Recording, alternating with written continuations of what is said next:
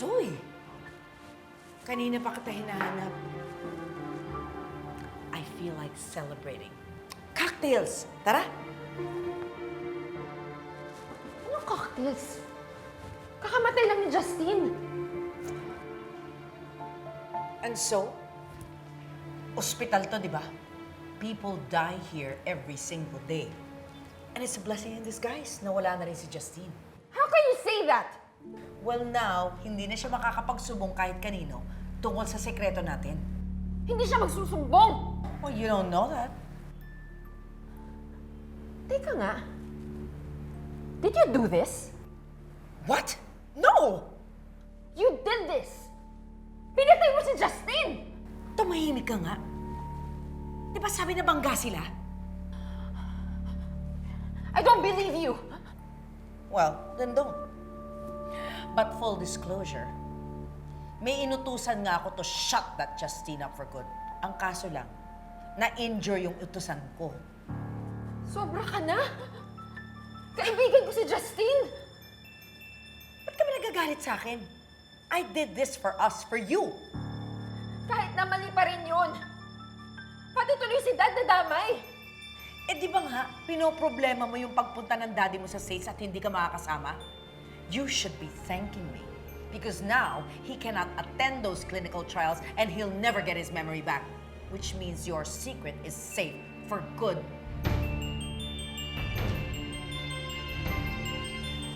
Zoe! Zoe!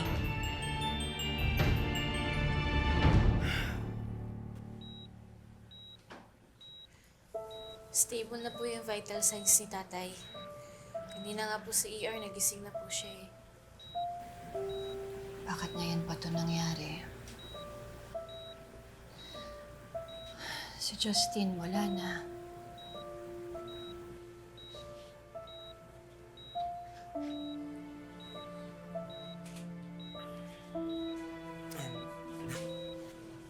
Lynette, kamusta? Nakausap niya ba ang mga polis? Anong sabi? Ano ba daw kasi ang nangyari?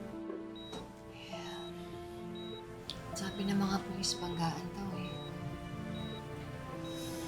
Grabe naman yung malas nito. Kung kailan pupunta siya sa Amerika para subukong ayusin yung memory niya. Saka naman nangyari to. E paano po kung pagising ni Doc RJ, madagdagan yung amnesia niya? Ang importante, buhay si tatay. Importante, kasama pa rin natin siya. Tama ka, anak. Ang importante, buhay ang tatay mo. Iniisip ko ngayon si Ma'am Giselle eh. Paano kaya niya kakayanin ang lahat ng ito? Ngayon pa lang sila nagkaayos ni Justine, tapos nawala na siya. Alam na yun na siguro yung pinakamasakit na pwede mangyari sa isang ina.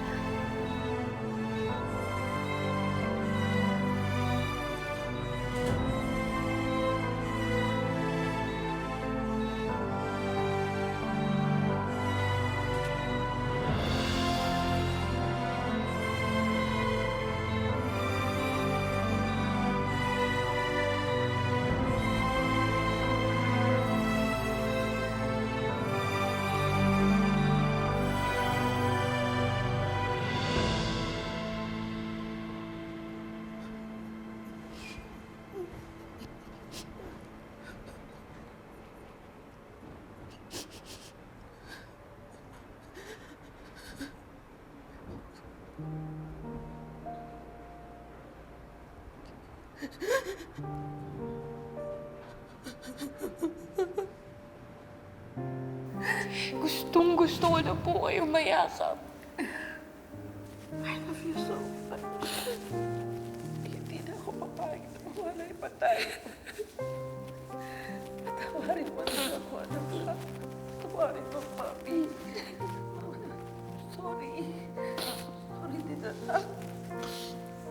Mahal kita, mahal kita, okay? I love you so much. Mahal na mahal din po kita. so happy. Thank you. And tama ka.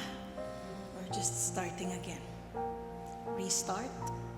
So from here on, promise. No more secrets. No more lies. Okay.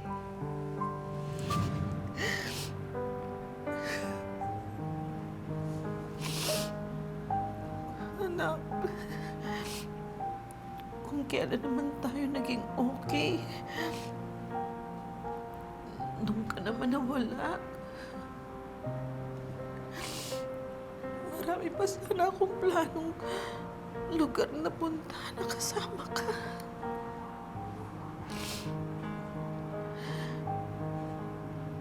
Marami pa akong planong gagawin para makabawi sa lahat ng pagkukulang ko sa'yo.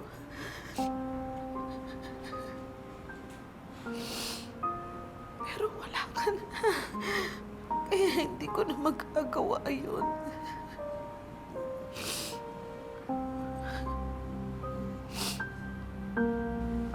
Mahal na mahal kita, anak. I love you so much. Alam mo, may ibibigay pa sana ko sa'yo. Ito, galing pa to sa lola ko. Minamana niya sa mama. At ibinigay sa akin ng mama. Bibigay ko sana to sa'yo.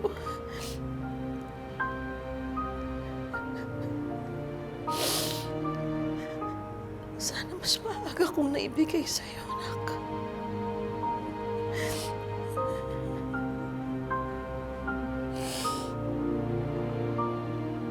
Mahal na mahal na mahal na mahal na mahal kita, anak.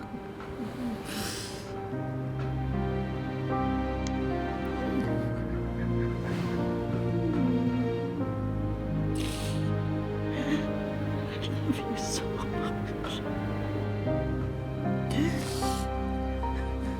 Patawarin mo sa lahat ng mga pagkukulang ko sa'yo.